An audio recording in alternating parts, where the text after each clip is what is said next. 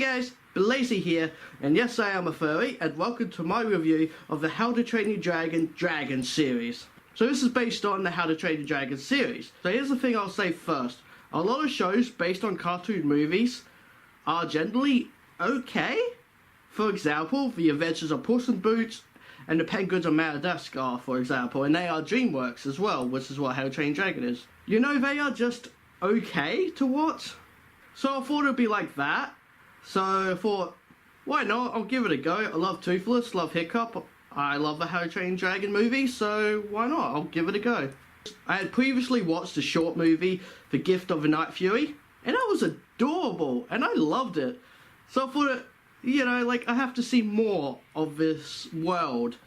And so I thought, yeah, why not? But I was still thinking maybe it'll just be okay. But man, I was so wrong.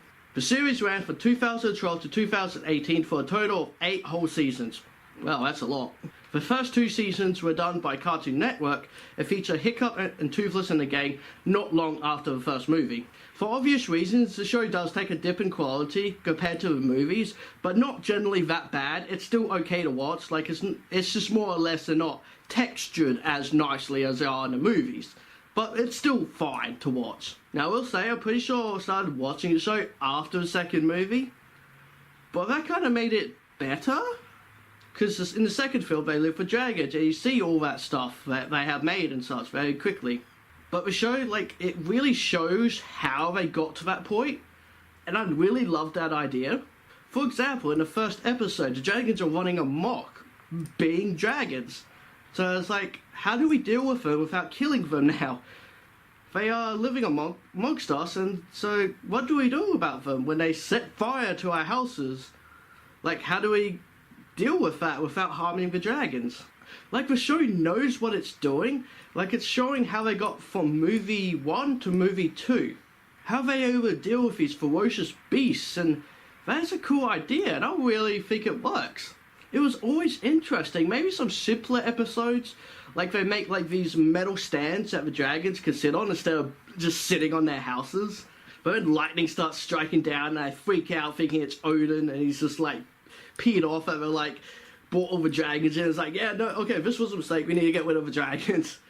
But it's not being that, it's just simply the lightning's attracted to the metal, and so it's just, and that sounds like, well, duh, if you understand that science and all that kind of stuff.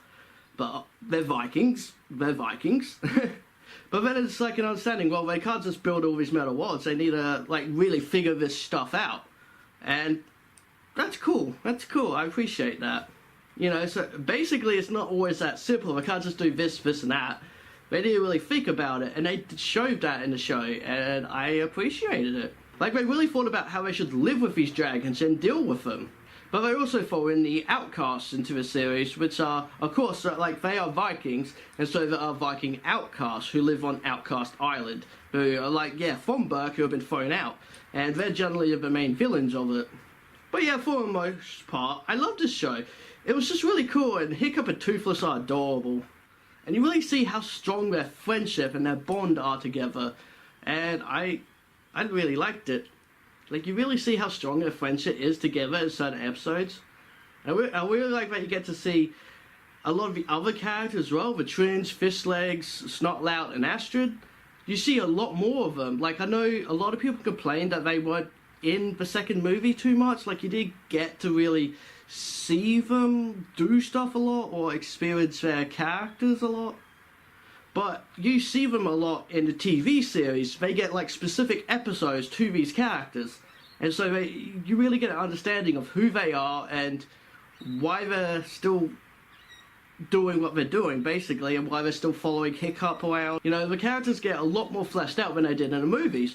And so that's something that's really appreciated for those who did complain that they didn't get to see enough of them. Well, just watch the series. You'll see plenty of them, and that's great. That is really, really cool. The best part of the show, though, is seeing all these dragons that got quickly mentioned in Book of Dragons in the first movie, or ones that aren't even in the books, like the Typhoomerang, aka Torch. This species is only in the TV show, but you do briefly see it in the opening of How to Train Your Dragon 2. That's really cool. That's a nice little nod for those who did watch the show. So yeah, the show works best when they're dealing with a whole new dragon we haven't seen before, at least in the movies and that. Like the Whispering Death. They are pretty awesome, scary with their teeth and lake white eyes, and then later introducing the Screaming Death that's even more dangerous. Those are just like some examples. There are some really awesome, wicked dragons in the show. It was so awesome seeing all these other species of dragons. That's when it works really well. When it doesn't work well is when it focuses on new characters, like Bucket, for example, or Mildew. He's one of the villains of the show. He was someone who lives on the other side of the villains. They basically, if they didn't like him, so they built his hut on the other side of the village behind everyone. And that's kind of funny. It's just like, yeah, we don't like you. You live over there now. And he's someone who absolutely hates dragons, and so he's constantly saying, oh, dragons did this, dragons did that, and then he's also like sets up things that dragons didn't actually do. It was just him. But he's just trying to get rid of the dragons. And it's understandable that there would be characters like that are like, no. And that does happen a lot, where like people are like, no, wait, yeah, dragons are bad. And that's understandable. Like, it's not going to be overnight where it's just suddenly like, yeah, let's go love dragons. Like, how many of their family members have died from dragon attacks over the years, you know? So it's not out of place to have like a character that hates dragons and trying to convince everyone that, yeah, dragons are evil. It makes sense. It makes sense. It's just, it gets annoying after a while, where he just does it for the entire like first season pretty much.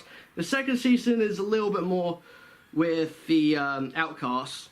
It's just, yeah, gets a little annoying after a while. And then Bucket is like the joke character of the show. It's not bad. It's just a little annoying. So that's a quick summary of the first two seasons. I loved the show. I loved what it did, and I loved the dragons we got to see. Where it changed things up was in the third season, which the series was then called Dragons Race to the Edge. This then aired on Netflix rather than Cartoon Network. It also got a boost in graphics, making it look a lot better, but still not as good as the movies, but a lot better for sure. They also featured an older cast of characters.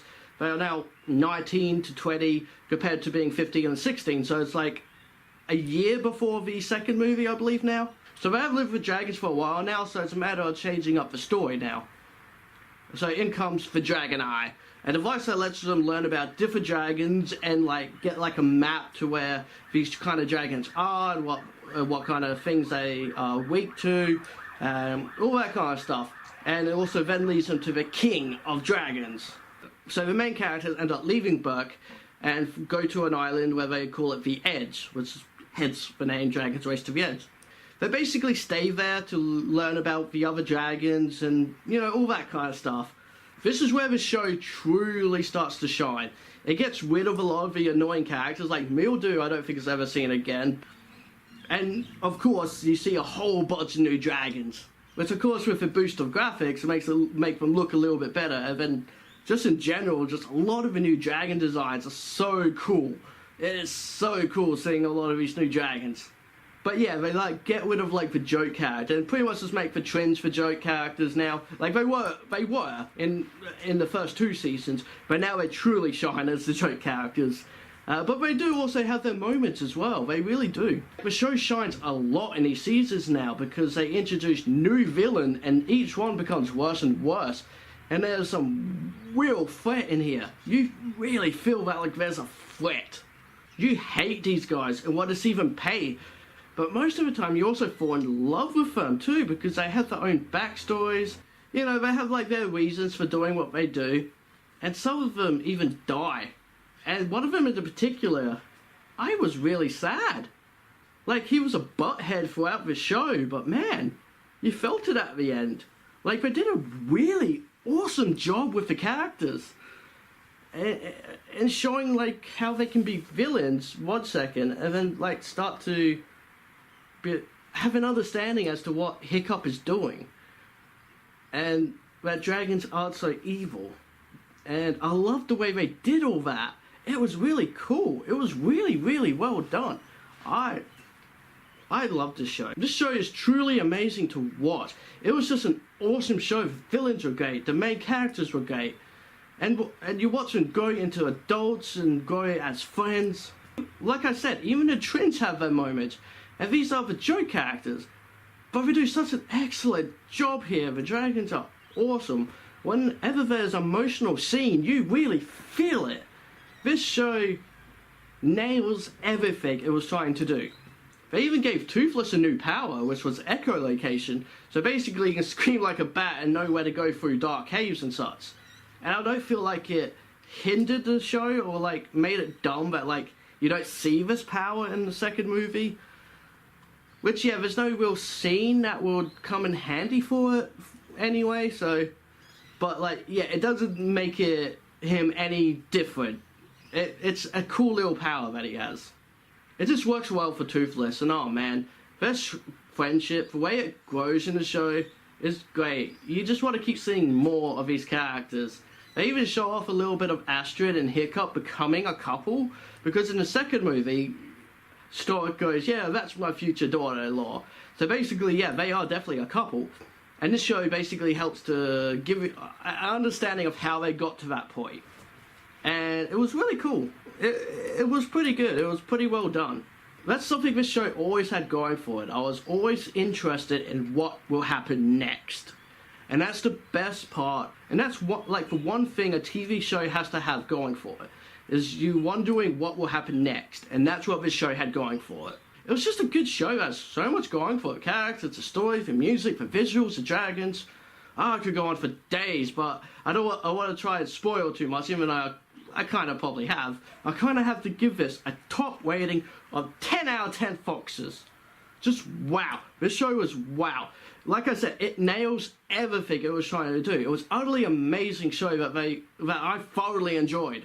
If you like the How to Train Your Dragon franchise, then give this show a go, okay? It's pretty good. You may be with the first 2 seasons, which is fair. At least the first season, just because a couple of little things here and there. But once it hits that 3rd season, once they go to the edge, and then you start seeing the new villains and all that, it gets really, really good. It gets really good. And you know what I hope else was good? This video. I hope you liked it, I hope you enjoyed it, and if you did, give it a like, and subscribe to my channel because I'll love you if you do. And hit that little bell icon to get notified to when I upload videos. Alright guys, bye for now.